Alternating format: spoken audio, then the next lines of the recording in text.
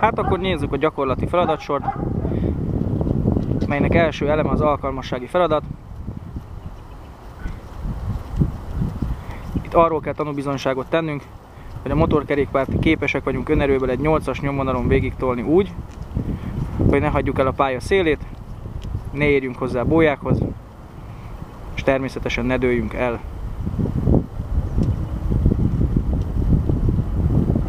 Fontos, hogy ennél a feladatnál már beöltözve kell teljesítenünk, tehát bukósisak, kesztyű, motoros csizma és kabát.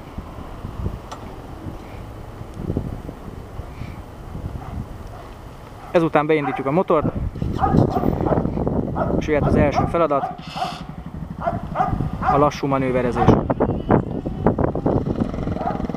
Szabályos elindulás után az összes akadály kikerülését irányjelzővel jelezzük,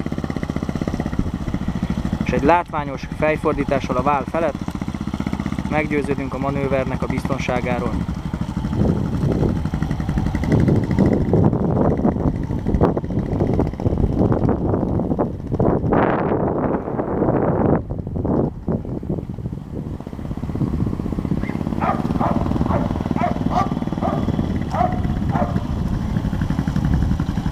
Itt az úgynevezett folyosóban minimum 1 méter per szekundum gyorsítással kell végighaladnunk, vagy sebességgel kell végighaladnunk.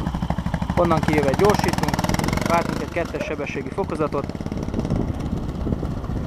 majd az út jobb szélére félrehúzódva, szabályosan irányjelzővel jelezve megállunk.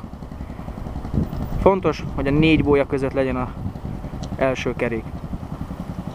Leszállunk a motorról, körbetoljuk, kiindulási pontnál fölülünk rá, és jöhet a 2-es feladat, a gyors manőverezés. Itt csak az elindulást kell jeleznünk.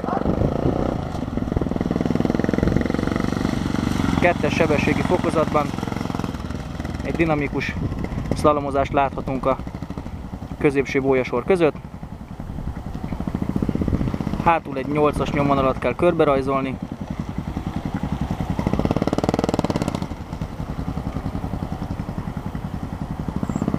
És visszafele ugyanazon a nyomvonalon határozott dinamikus tempóval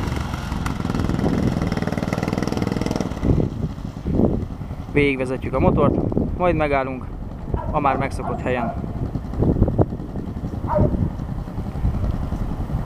Leszállás után ismét a kiindulási helyhez toljuk a motort, és következhet a 3-as feladat, a gyorsítás és megállás intenzív fékezéssel. Itt is csak az elindulást kell irányjelzővel jelezni, gyorsítás után 2-es sebességi fokozatot váltunk, majd 3-ast, és a pálya végén egy akadályt szimbolizáló bóját kikerülve lassítunk, megfordulunk, majd visszafele 50 km/h sebességig gyorsítva egy intenzív fékezéssel kell megállnunk úgy, hogy sem az első, sem a hátsó kerekek nem csúszhatnak meg. Ezután a motorról leszállunk, kitoljuk a pályáról, és ha mindezt így teljesítettük, akkor egy sikeres vizsgát tudhatunk magunkénak.